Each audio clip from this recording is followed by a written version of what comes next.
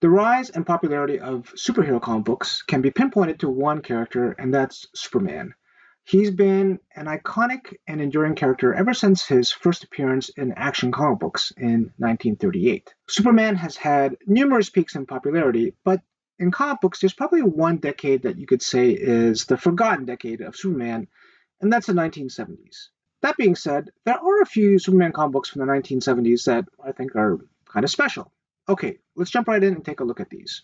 Superman started off with a bang in the 1970s with issue number 233 that has this classic Neal Adams cover. Note on the cover that exclaims that Superman is the best selling comic book at that time. And in the most part, it's correct. Okay, I want to jump back a little bit in terms of time into the 1960s and look at some sales data for Superman comic books. Thanks to Comichron, a website that has tons of historical information, we can take a look into the past for sales data on Superman. And complete historical data is available for Superman back to the 1960s. And in 1966, you can see that Superman was just crushing it. This is what I would consider one of the peak years of Superman comic books. When you factor in that Superman was featured in multiple titles, from Action Comics to World's Finest, it's pretty incredible how popular he was. Look at the top 10 comic books in terms of sales for 1966. Superman, or Superboy, appears in 8 out of the top 10 titles. Now, Batman tops the list in 1966, but that's pretty much on the strength of the popular TV series at that time. The only other non-DC title in the top 10 is Archie. Just for your info, The Amazing Spider-Man comes in at number 16 at 340,000 copies and was the highest-selling Marvel title at that time. It just goes to show you how dominant DC were in terms of comic book sales. Now, it's easy to kind of think that with Marvel, how popular the characters are at this time, like you would think that they would have been just as popular back then. But this is certainly not the case. You know what the weird thing is, though? Even though Superman and other DC titles were selling incredibly well, if you talk to seasoned collectors, they'll tell you that high-grade copies of DC comic books from this period are actually really hard to find. The survival rate of really nice copies are just a lot lower compared to Marvel, and maybe Marvel collectors at that time took better care of their comic books, but for DC, that was not the case. It's not to say that you can't find lower beat up copies of a lot of DC books from that time, and you certainly can. But when it comes to really nice high grade copies, and I'm talking like strict 9.0 or above, they are really difficult to locate. Much more difficult than Marvel comic books at that time. Even though Superman was DC's best selling title in 1970, they were trying to shake things up. And that's because DC noticed sales were starting to decline, and decline really fast. In this issue, we start to see that Clark Kent becomes more of a TV personality instead of just a news reporter. As well, all the different types of kryptonite on Earth essentially get destroyed. This issue would also start the Sand Superman story arc, which would end around issue 242. They were trying to make Superman more serious and less campy. That was more the case in the 1960s, so this was kind of a step in that direction. It was a pretty quick and dramatic departure. If you look at the cover of this Superman issue just a few issues before, you can kind of see that they were moving away from the more campy style to a more serious style. I really do love the ridiculous covers from the 1960s though. In the early 1970s, Superman and a lot of other DC titles also changed from a 32-page format to 48 pages and then to 52 pages. And the reasoning I think behind DC for this is at this time you started to have kind of higher inflation and price increases across the board. And this was a way for DC to kind of think about, well, we're going to give you more pages, we're going to charge you more money, but it's going to be better value for your buck. But on the most part, the additional pages in a lot of these comic books were reprints. And I think, while reprinting good stories is all fine and good, there's a tendency for people, if they want to buy new comic books, they want to get new stories. DC would eventually go back to 32 pages, but they would certainly experiment with a lot of different page counts in the 1970s, going up to 100 pages to 80 pages in their dollar comic format. This is a copy of Superman vs. Spider-Man, a special one-shot issue published by Marvel and DC in 1976, and it is a treasury format comic book. So this comic book is published by competing publishers, DC and Marvel. And competing publishers historically never collaborated on projects featuring their own characters until 1976. Marvel and DC did collaborate on a project, but it didn't feature their own characters, and this was MGM's Marvelous Wizard of Oz. Apparently, there had been discussions between the two companies on a project, possibly even a feature film starring their two biggest superheroes, but in the end, they just released this special edition one shot. If you were to publish a comic book featuring, Marvel and DC's two biggest characters, certainly it makes sense to have Superman and Spider-Man. But if you're a comic book fan, Superman versus Spider-Man maybe just doesn't make a lot of sense. Like here you have Superman, who is extremely powerful, who could literally pull planets, versus Spider-Man, who is more traditionally known to fight, petty criminals and lower level villains. The villains featured in this issue are Lex Luthor and Doctor Octopus. Lex Luthor makes a lot of sense. He was always, Superman's number one arch enemy, and a strong argument could also be made for Doctor Octopus, as he's been one of Spidey's biggest enemies for a long time. But again, if you know anything about comic books, like Lex Luthor, and Doc Ock, there seems to be a bit of a mismatch there as well too. But as a comic book fan, you kind of want to see how they pull this off. How are they going to have Superman fight Spider-Man? It's Lex Luthor who devises a cunning plan to pit Superman and Spider-Man to fight each other, and he uses his genius to create a device that would even up their powers in the hopes that they would finish each other off. Luthor gets Spider-Man really upset at Superman, and we do get a few panels of Spider-Man and Superman fighting. And Spider-Man actually does get a few good hits in.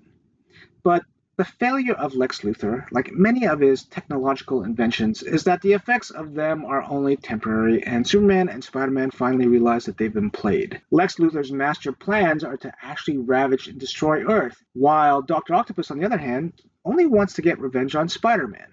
I'll leave it to you to read the rest of the story, but it's worth checking out just because it's really an interesting comic book event from the 1970s. One interesting thing to note about 1976 is that this would be the year that Spider-Man would actually eclipse Superman in terms of sales on their main titles. Spider-Man actually beat Superman in sales. Okay, let's take a look at another Superman comic book from the 1970s.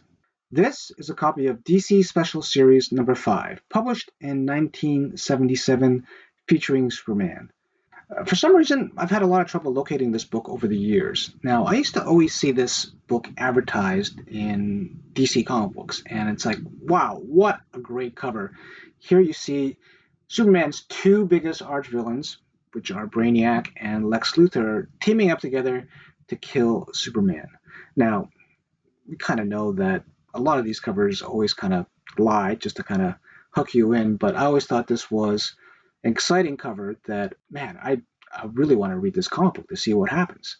The tricky thing is, it's not part of the Superman run, and the official title of this book is DC Special Series, not Superman or Superman Spectacular. So when you're looking for this in back issue bins, it's not always where you would expect it to be. If you're looking for a novel-length story that features Superman fighting his two greatest villains, it's this one. And this issue is a bit unusual for a Superman comic book for that time.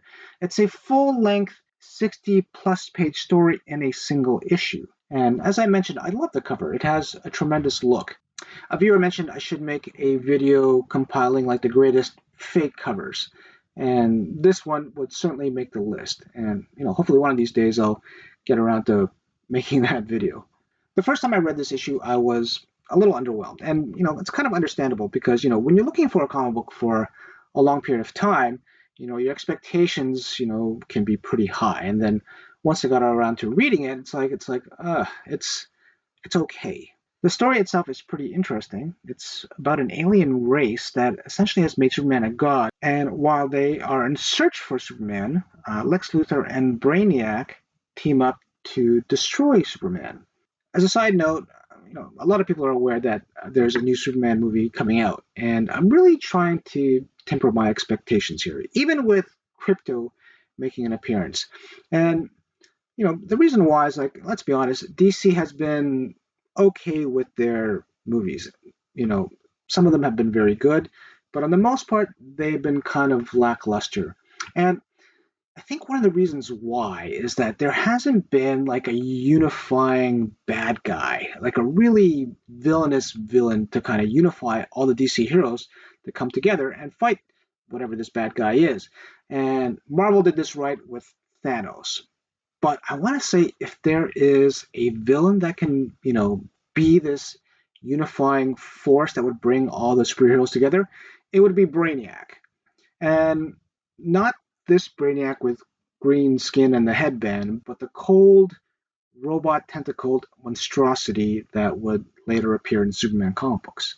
I really hope that James Gunn and his crew really do a good job with these next batch of DC superhero movies because you know what? These are great characters and, they deserve to have really good movies. Okay, back to the story. When it comes to Lex Luthor teaming up with bad guys, well, let's just say it just doesn't work out very well almost all the time. I've come around a lot on this issue, and while it didn't meet my initial expectations, I've really learned to appreciate and like the story a lot more. It really feels like a 1960s Superman comic book, but a really good 1960s Superman comic book.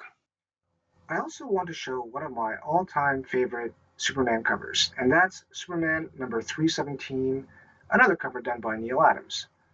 This is about as dramatic as you'll ever get when it comes to a Superman cover. But sadly, the story itself doesn't match what's on the cover. It's another one of these classic covers that just kind of lies to your face. I wonder if any comic reader ever got turned off from a title because the cover's constantly over-delivered on promises. Nonetheless, an amazing cover by Neal Adams, Superman number 317. This comic book screams the 1970s, and this is Superman versus Muhammad Ali. In my opinion, one of the greatest Superman covers of all time, featuring a who's who of a lot of famous people at the time it was published.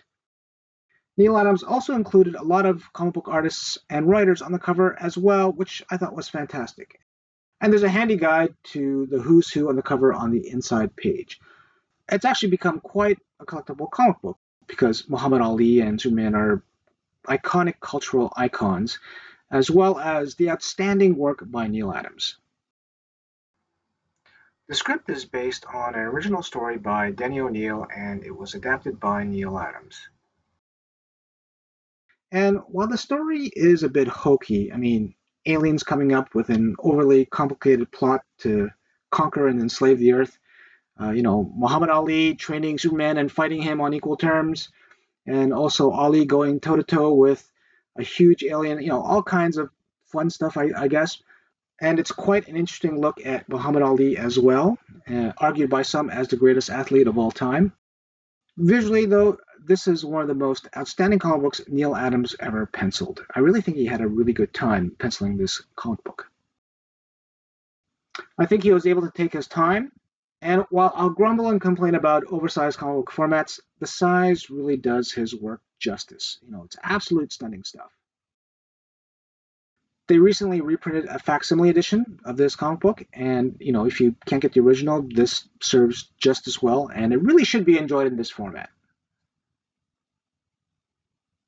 Superman comic book sales would continue to decline in the 1970s, but sales were kind of declining across the board.